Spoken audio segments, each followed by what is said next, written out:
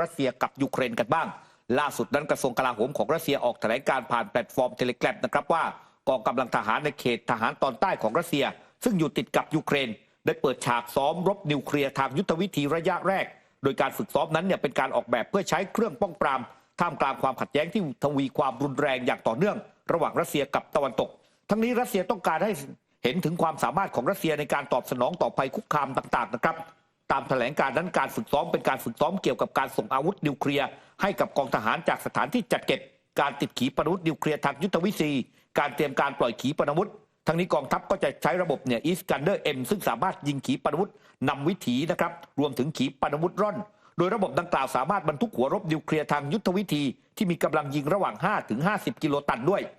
ตามแถลงการนั้นระบุนะครับว่ากองกำลังเขตทหารภาคใต้จะฝึกปฏิบัติการวางกำลังอย่างลับๆและ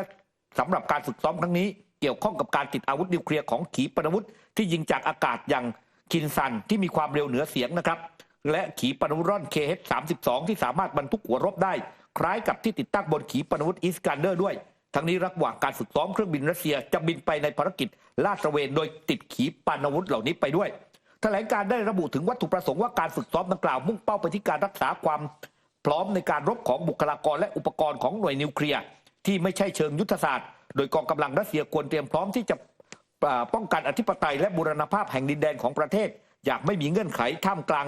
คำแถลงยั่วยุและคำขู่ของฝ่ายตะวันตกทั้งนี้รัสเซียได้ประกาศการฝึกซ้อมมาตั้งแต่ต้นเดือนพฤษภาคมซึ่งถือเป็นการยกระดับครั้งใหม่อย่างที่ไม่เคยเกิดขึ้นมาก่อนสำหรับความขัดแย้งในยูเครน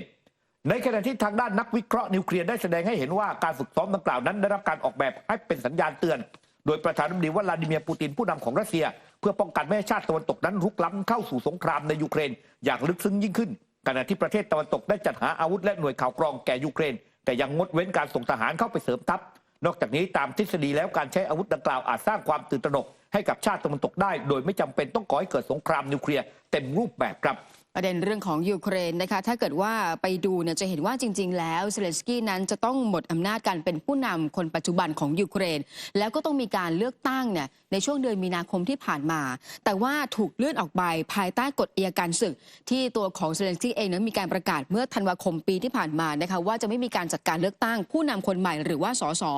ตราบใดที่กฎอัยการศึกมีผลบังคับใช้ประเด็นเรื่องนี้นะคะทางด้านของดิมิทรี เมดเวเดฟรองประธานสภาความมั่นคงรัสเซียให้สัมภาษณ์บอกว่าแม้ว่าสถานภาพของวลาดิเมียร์ เซเลนสกี้นั้นจะหมดวาระลงไปแล้วและยังไม่มีการเลือกตั้งใหม่ก็ตามแต่ว่าที่สุดแล้วเนี่ยสำหรับรัสเซียเซเลนสกี้ถือว่าเป็นผู้นำของระบบการเมืองที่กำลังทำสงครามกันแล้วก็มีการเรียกของเซเลนสกี้ว่าเป็นอาชญากรรมสงครามนะคะซึ่งควรที่จะนำตัวเข้ามาสู่กระบวนการยุติธรรมด้วยค่ะครับซึ่งตอนนี้เนี่ยเขามองเนี่ยนะครับว่าตัวเซเลนสกี้จริงๆเนี่ยต้องพ้นจากตำแหน่งเนี่ยตั้งแต่วันที่20 พฤษภาคมที่ผ่านมาแล้วก็บอกว่านี่เป็นความชอบธรรมนะครับที่เซเลนสกี้นั้นจะกลายเป็นเป้าหมายทางทหารของกองทัพรัสเซียหลังจากนี้นะครับส่วนเรื่องของการที่เซเลนสกี้นั้นเนี่ยถูกเรื่องของการวางกำลังในการที่จะจัดการกับตัวเขาเนี่ยหลายรอบแล้วนะมีการพูดคุยกันถึงเรื่องนี้แล้วก็ล่าสุดนั้นเนี่ยก็คือมีการไปจับกุมเจ้าหน้าที่หน่วยป้องกันภัยกับของเซเลนสกี้นั่นแหละบอกว่าไปรับการจากฝั่งรัสเซียมาเพื่อที่จะสังหารเซเลนสกี้ด้วยนะครับในขณะที่ทางด้านกระทรวงกลาโหมของรัสเซียเองก็ออกแถลงการว่าพวกเขาสามารถยึดหมู่บ้านบิโลโกริสกาซึ่งมีประชากรราว800 คนเนี่ยนะครับเป็นหนึ่งในพื้นที่ที่มีความสำคัญเชิงสัญลักษณ์สำหรับยูเครนเนื่องจากว่ากองทัพยูเครนเนี่ยได้ใช้หมู่บ้านแห่งนี้เนี่ยครับซึ่งอยู่ใกล้กับลูฮานเมืองเอกของภูมิภาคลูฮานทางตะวันออกของประเทศกลับคืนมาได้ตั้งแต่ปี 2565ขณะเดียวกันนั้นกองทัพรัสเซียยังคงรุกคืบอย่างหนักเข้าสู่ภูมิภาคคาคีฟทางตะวันออกเฉียงเหนือของยูเครนได้อย่างต่อเนื่องหลังเปิดฉากปฏิบัติการโจมตีภาคพื้นดินเมื่อช่วงต้นเดือนนี้ซึ่งประธานาธิบดีวลาดิเมียร์ปูตินบอกว่าสถานการณ์ที่เกิดขึ้นนั้นก็เป็นผลมาจากความผิดพลาดของยูเครนเองที่ยังคงยิงปืนใหญ่มาทางภูมิภาคเบลโกรอดในทางตะวันตกของรัสเซีย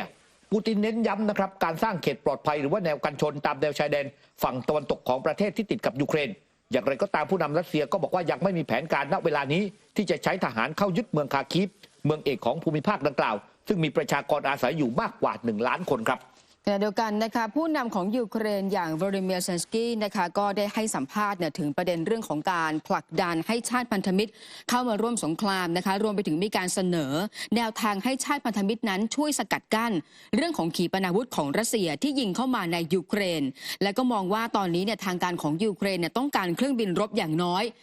120ถึง130 ลำเพื่อต้านทานการโจมตีของรัสเซียเหนือน่านฟ้ายูเครนนั่นก็หมายถึงเครื่องบิน F-16 นะคะซึ่งทางการของยูเครนหรือว่าตัวของผู้นำยูเครนพยายามที่จะร้องขอชาติตะวันตกมาโดยตลอดตัวเขาเองออกมาวิพากษ์วิจารณ์ค่ะเรื่องของกรณีที่ชาติตะวันตกตัดสินใจการที่มีการส่งมอบเรื่องของอาวุธให้กับทางการของยูเครนช้าไปประมาณ1 ปีโดยเฉพาะระบบการป้องกันภัยทางอากาศหรือว่าระบบแพทริออตนะคะซึ่งเขามองว่าตรงเนี้ยยูเครนจำเป็นต้องพึ่งพาระบบป้องกันภัยทางอากาศอย่างมากในการทำสงครามกับรัสเซียขณะเดียวกันนะคะทางด้านของผู้นำยูเครนยังบอกว่าตอนนี้เรื่องของสถานการณ์สนามรบนั้นมีความซับซ้อนมากเนื่องจากการโจมตีของรัสเซียเกิดขึ้นเริ่มต้นคือพื้นที่คาคิฟแล้วก็รวมไปถึงเคลื่อนกำลังไปที่ภูมิภาคดอนบาสแต่วันนี้ผู้นำของยูเครนยืนยันว่าสถานการณ์ทั้งหมดนั้นอยู่ภายใต้การควบคุมแล้วด้วยค่ะครับในขณะที่ทางด้านคาจาคาลาสนะครับซึ่งเป็นนายกรัฐมนตรีของเอสโตเนียเองนั้นก็ออกมาเปิดเผยนะครับว่าตอนนี้มีบุคลากรทางชาติสมาชิกนาโต้บางชาตินั้นกำลังฝึกฝนทหารยูเครนแล้วก็ย้ำบอกว่ากิจกรรมทหารเหล่านี้จะไม่ทำให้เกิดการเผชิญหน้าโดยตรงกับรัสเซียหรือนำไปสู่ความขัดแย้งเพิ่มขึ้นระหว่างกลุ่มที่นำโดยสหรัฐแล้วก็รัสเซียแต่ว่ามาเรียสคาโรวานะครับโฆษกกระทรวงการต่างประเทศรัสเซียก็ออกมาเรียกร้องให้ผู้นำเอสโตเนียออกมาแจ้งให้สาธารณชนทราบเกี่ยวกับรายละเอียดของภารกิจเหล่านี้ซึ่งนายกของเอสโตเนียถือเป็นหนึ่งในผู้สนับสนุนความพยายามในการทำสงครามระหว่างยูเครนกับรัสเซียและพร้อมที่จะมีการส่งทหารนะครับเข้าไปช่วยยูเครนนะครับสนับสนุนความคิดเห็นของเอ็มมานูเอลมาครงผู้นำของฝรั่งเศสด้วยนะครับนี่ก็เป็นสิ่งที่กำลังเกิดขึ้นอยู่กับสถานการณ์สงครามนะครับคุณผู้ชมแต่ในขณะที่กำลังเกิดสถานการณ์สงครามนั้นคุณผู้ชมครับในรัสเซียเองก็ยังมีคนบางกลุ่มเองที่ต่อต้านการทำสงครามแล้วก็มีความเคลื่อนไหวนะครับล่าสุดนั้นมีการรายงานข่าวนะครับเมื่อวานนี้ศาลทหารในเมืองโนโวซิบริสพิพากษาจำคุกนายอิเลียบาบูรินอายุ24 ปีเนื่องจากว่านายคนนี้คุณผู้ชมครับมีความผิดฐานพยายามช่วยเหลือกองพันอาซอฟของยูเครนนะครับซึ่งเป็นกองกำลังป้องกันตนเองในพื้นที่เมืองมาริอูโปของยูเครนนี่แหละนะครับแล้วถูกขึ้นบัญชีดำว่าเป็นองค์กรก่อการร้ายในรัสเซียศาลระบุว่านายคนนี้ครับคุณผู้ชมครับวางแผนเพื่อที่จะไปเผานะฮะสำนักงานของกองทัพรัสเซียซึ่งเป็นสำนักงานสำหรับการใช้เกณฑ์ทหารโดยการโยนระเบิดขวดเข้าไปยังสำนักงานแห่งนี้นะฮะคุณผู้ชมศาลยังกล่าวหาว่าบาบูรินนั้นปฏิบัติตามคำสั่งของยูเครนและทำการติดต่อกับสมาชิกของกองพันอาซอฟด้านบาบูรินนั้นบอกว่าเขาไม่ได้วางเพลิงนะ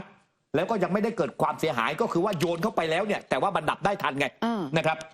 แล้วก็บอกว่าตอนนี้FSB ก็พยายามทำคะแนนระหว่างการปฏิบัติการทางทหารของรัสเซียในยูเครนและดำเนินการสืบสวนอาชญากรรมที่ไร้สาระบาบูรินนั้นถูกจับกุมตัวในเดือนกุมภาพันธ์ปี 2565 แล้วก็ถูกตัดสินว่ามีความผิดฐานกระทำความผิดหลายอย่างรวมถึงการก่อการร้ายแล้วก็การก่อกบฏทั้งนี้ครับทนายความของบาบูรินก็โต้แย้งในศาลบอกว่าไม่มีใครได้รับอันตรายจากเหตุข้างต้นอีกทั้งบาบูรินก็ไม่ดูเหมือนเป็นสายลับ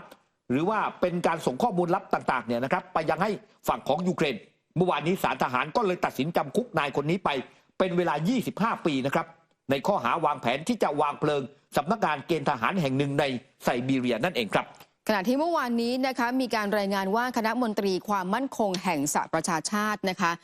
มีการพูดคุยถกเถียงกันแล้วก็มีการลงมติเรื่องของร่างมติจากทางการของรัสเซียซึ่งในเนื้อหามีการเรียกร้องให้ทุกประเทศดำเนินการมาตรการเร่งด่วนในการป้องกันการประจำการอาวุธในอวกาศรวมไปถึงการคุกคามแล้วก็การใช้กำลังในอวกาศด้วยปรากฏว่าร่างมติที่ถูกเสนอโดยรัสเซียนั้นได้รับความเห็นชอบทั้งหมด7 เสียงก็มีทั้งของจีนด้วยนะคะแล้วก็ขณะเดียวกันมีเสียงคัดค้านทั้งหมด7 เสียงไม่ว่าจะเป็นสหรัฐอเมริกาสหราชอาณาจักรฝรั่งเศสรวมไปถึงสวิตเซอร์แลนด์นั้นก็งดออกเสียงขณะที่เอกราชทูตของสหรัฐประจำสหประชาชาติโรเบิร์ตวูดบอกว่าความเคลื่อนไหวตรงนี้เป็นการดำเนินการสร้างความสับสนทางการทูตของรัสเซียเนื่องจากว่าทางการของรัสเซียไม่ต้องการให้คณะมนตรีความมั่นคงแห่งสหประชาชาติ มุ่งความสนใจไปยังการกระทำที่เป็นอันตรายในอวกาศ แล้วก็มีการกล่าวอ้างถึงคำกล่าวของสหรัฐนะคะที่ระบุว่ารัฐบาลของรัสเซียนั้นพยายามนำอาวุธนิวเคลียร์ขึ้นสู่วงโคจร เพราะว่าช่วงปลายเดือนเมษายนที่ผ่านมาเนี่ยมีทางด้านของสหรัฐอเมริกาแล้วก็ญี่ปุ่น มีร่างที่เรียกร้องให้ทุกประเทศ โดยเฉพาะรัฐที่มีความสามารถด้านอวกาศ มีส่วนร่วมเรื่องของวัตถุประสงค์การใช้อวกาศอย่างสันติ แล้วก็การป้องกันการแข่งขันทางอาวุธในอวกาศ ซึ่งเมื่อเดือนที่แล้วเนี่ยรัสเซียก็ใช้สิทธิ์วีโต้ขณะที่นายวาซิลีเนเบเซียเอกราชทูตของรัสเซียประจำสหประชาชาติเนี่ยบอกว่าการลงมติหรือว่าลงคะแนนในครั้งนี้ถือว่าเป็นการแสดงจุดพลิกผันอีกหนึ่งครั้งระหว่างผู้ที่พยายามใช้อวกาศอย่างสันติกับผู้ที่มุ่งมั่นการใช้อวกาศเป็นอาวุธค่ะมาร่วมสนับสนุนท็อปนิวส์นำเสนอความจริงได้แล้ววันนี้เพียงกดปุ่ม Super Thanks แล้วเลือกจำนวนเงินตามที่ต้องการได้เลยครับขอบคุณครับ